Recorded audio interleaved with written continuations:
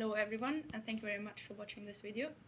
My name is Aline and I'm doing a PhD at the University of Strathclyde in physics. Together with my colleagues, we want to take you to a journey to explore some of the frontiers of physics. As you know, there's a lot of stuff in the universe, some of which is light, which appears in form of photons or as waves, and some of which is matter. And you see a lot of matter around. Obviously, it's solid, liquid, and gas, and some might have heard of plasma, which you can find, for example, in the sun. I'm going to tell you a bit about my PhD on the topic of cold atoms. Naresh will follow with an electron microscope. Then Gerald will talk about Raman lasers, Constantin about particle accelerators, and Ross about fusion reactors. Cold atoms. Why do we want them? What are they good for? Well, when an atom is hot, then it moves around quite a lot. So when we want to study it, we can't really look at it without it disappearing all the time. So we need to cool it down, which means at the same time to slow it down as well. How do we do this? Do we put it in the fridge? No, that's not cold enough. What we do instead is using lasers to transport momentum to the fast atoms, which slows them then down and cools them at the same time. How can we use lasers? They're so small. Like if you think of photons, they've got a tiny, tiny momentum, and the atom is quite like a big thing. So if we picture the big atom as something like a huge elephant running towards you, 330 meters per second, which is about an atom moving at room temperature, and you want to slow it down, what do? You've got something small like the laser, so you could like imagine it as throwing a peanut at it. This is not going to slow it down though. But if you not throw one peanut, but instead like thousands and thousands of peanuts at it, it will eventually come to a stop and move not faster than 1 centimeter per second. So we've got it slowed down, and if we leave our mouse and our elephant alone and picture this in a real experiment, we need to consider to slow down the atom from all sides, so in a 3D Magneto optic trap, for example. And this is how it looks like in the lab over here. So we cool the atoms down, but at the same time we also need to trap them, which we do with a magnetic field. If anyone asks himself, how cold can we get those atoms? We can make a little comparison to the background temperature of the universe, which is about 2.7 Kelvin. What we get with our lasers and the atoms cool down is 100,000 times colder than this.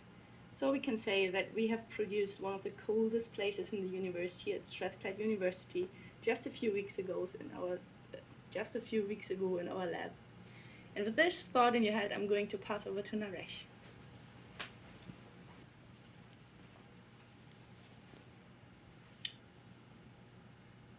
Thank you, Aline.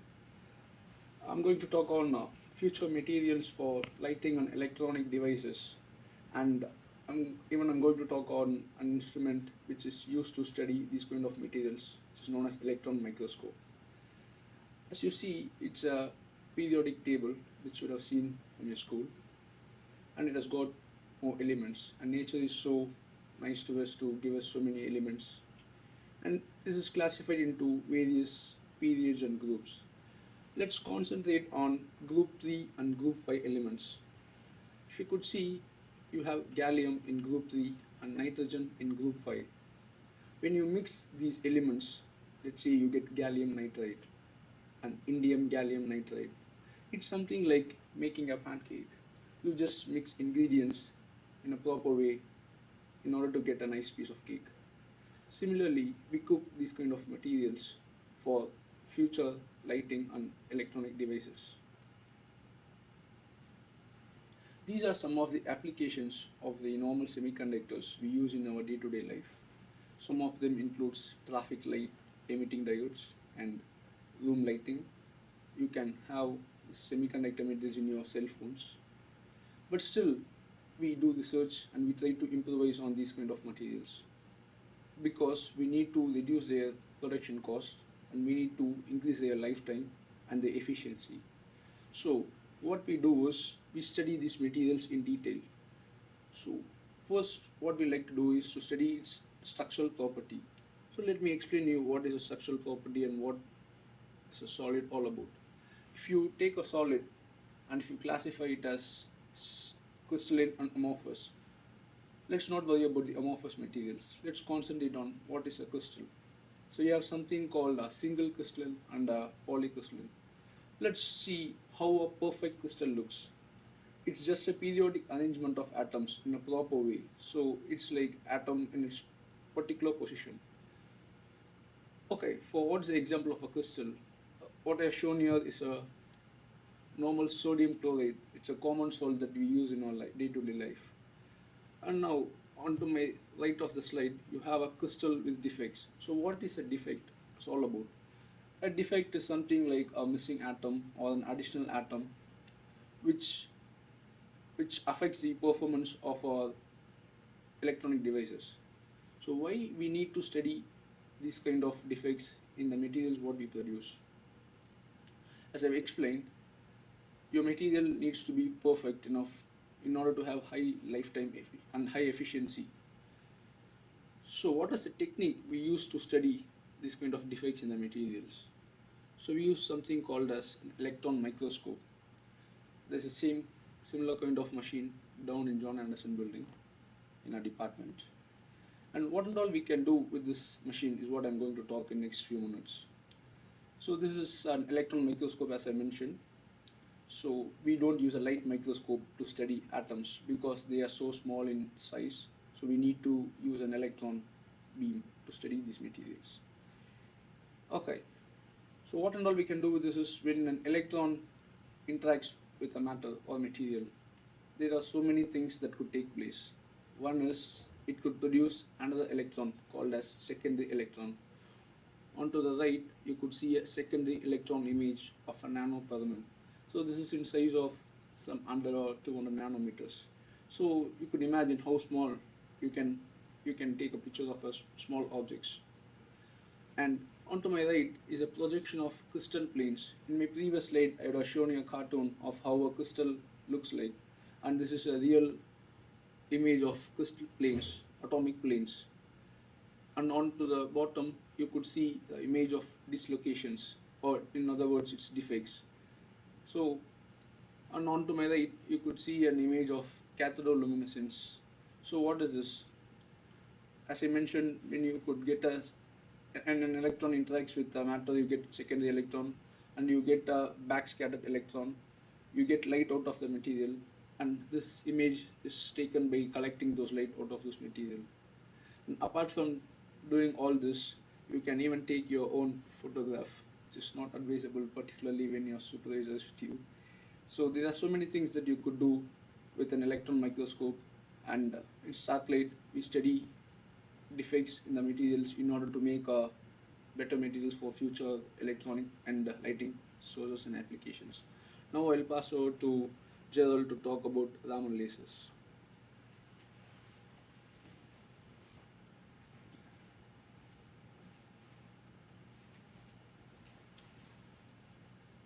Hello, my name's Gerald and I'm going to talk to you about a type of laser called Raman lasers. When the laser was invented in 1960, there were some who said it was a solution looking for a problem. I think we can safely say that it found a few. The range of applications of lasers today is enormous. However, there are even more applications which would be accessible if we could get lasers operating at new wavelengths, new colours.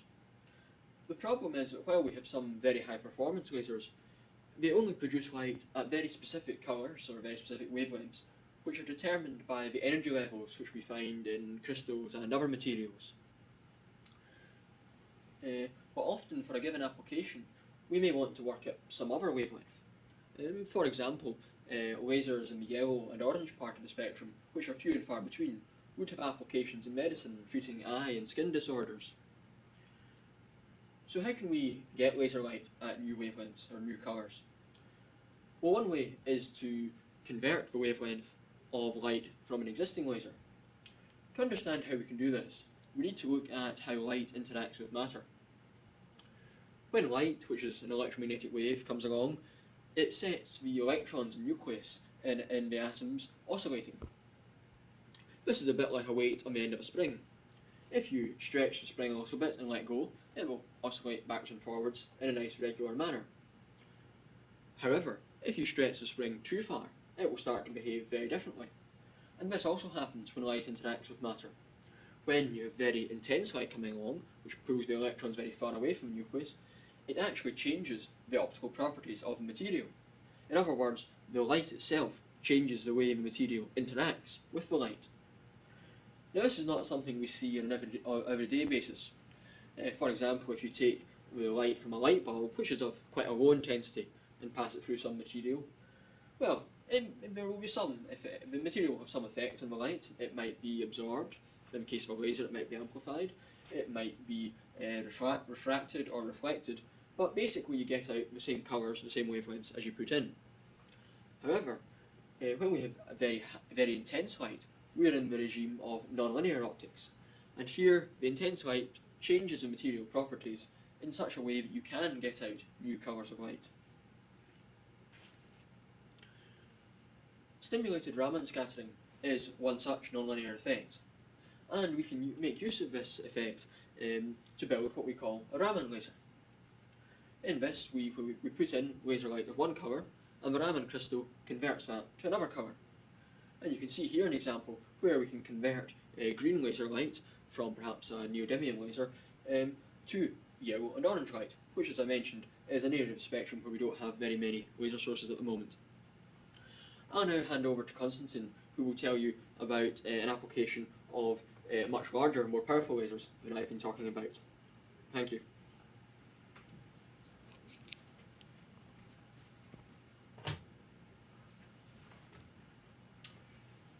Hi, my name is Constantin. I'm a PhD student here at the University of Strathclyde, and my subject of research is called laser plasma wakefield acceleration.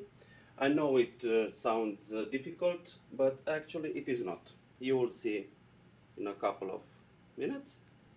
I will talk to you about laser, plasma, wakefield acceleration, and finally I will put all of this together. Let's begin with the laser. What is a laser? It is an dispositive that emits light. It's like this pointer, but there are two differences.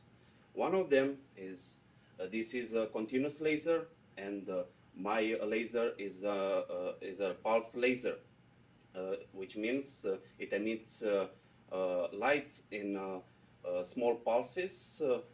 Each pulse has each pulse is emitted in a little fraction of a second, which we call 1 femtosecond.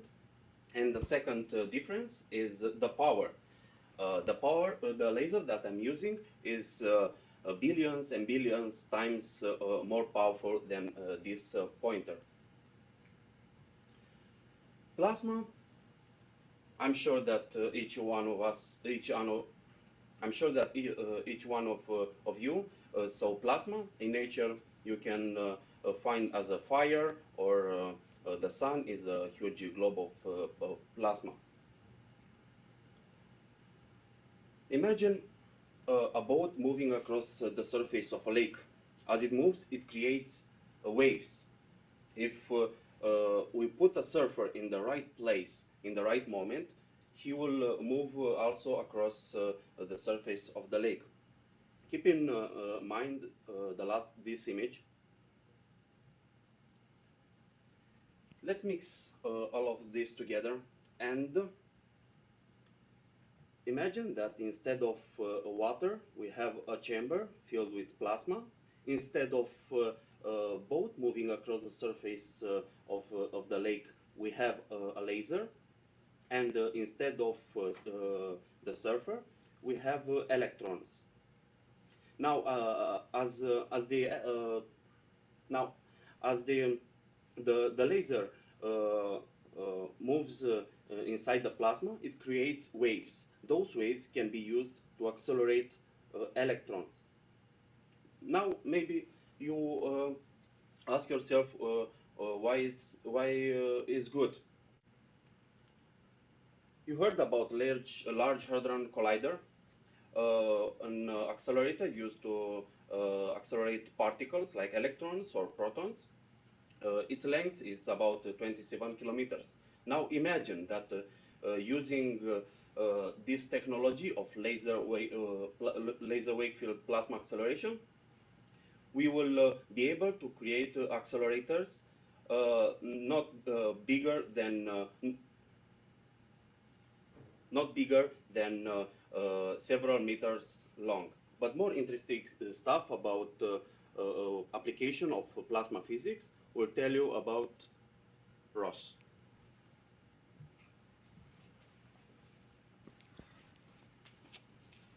Hello, my name's Ross, and I study one of the most exciting areas in plasma physics, and that is nuclear fusion. So what is nuclear fusion? Nuclear fusion is a process that goes on inside the sun, which creates the energy and gives life to Earth. So, nuclear fusion uses deuterium and tritium, which are two different types of hydrogen, and these are fused together under immense heat and release energy. Why is this useful? Well, hydrogen is essentially an unlimited fuel source. Deuterium and tritium can be extracted from rocks and water, and the advantage to using this type of energy is that it does not produce CO2. This is a clean fuel and an unlimited fuel, and will be used to power the planet as we move forward into the future. So as you can see in the diagram, the deuterium and tritium come in, are fused together under immense heat, and then coming out we get helium, a neutron, and a lot of energy. And it's this energy we use to drive turbines which generate the power. Okay, so how close are we to achieving this and getting on with creating fusion reactors? Well, we have two projects currently on the go. The main two projects are JET, the Joint European Torus, and ITER, the International Thermonuclear Experimental Reactor. So JET is built at Oxford, and it's the only reactor currently that uses the deuterium-tritium interaction, and it's able to produce 16 megawatts of power, which isn't a lot compared to power plants just now that produce gigawatts of power. So we're trying to build it up in stages and create more useful nuclear fusion reactors. So ITER is being built at Cararache in France, and it's you can tell that nuclear fusion is such an important project by who's involved with it. So there's funding for this project from all the major countries, from the European Union, from China, from America, from Russia, Japan, India, South Korea, and many more, who are pulling all their scientists and all their minds together to work on one project to try and get nuclear fusion to become a reality. So this experimental reactor will produce 500 megawatts of power. It's still not a lot, but it's a step closer to achieving nuclear fusion. And we hope that the first commercial power plants, the ones that will send power to your home and really change the way the world works, will be available in 2050, which I know seems a long way away, but nuclear fusion is such an important thing that we look forward to these milestones, and hopefully we can be able to achieve power plants that will basically have unlimited fuel. So, what have we told you today? We've told you about our work as researchers at University of Strathclyde, and we've told you that we work at the frontiers of physics. And by no means have we covered all the areas that physics looks at, but it's just a nice flavour of what there is still to discover in physics, and why we need more people to get into physics, to study and research and find more great physics, more great ideas, more great applications that can make the world a better place. Thank you for listening to our talk.